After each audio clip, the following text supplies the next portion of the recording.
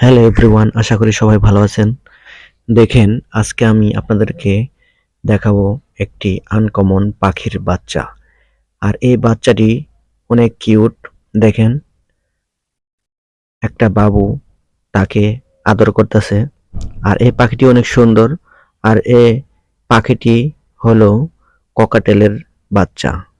দেখেন, অনেক সুন্দর একটি বাচ্চা। দেখেন, মাথায় জুটি। আর এই বাচ্চাটি বিছানায় বসে আছে। আর ছেলেটি বাচ্চাটাকে নিয়ে খুব আনন্দ করতেছে। দেখেন, এই যে আবার দৌড় দিয়েছে। দেখেন, ছোট্ট বাচ্চা তারপরেও দৌড়াচ্ছে।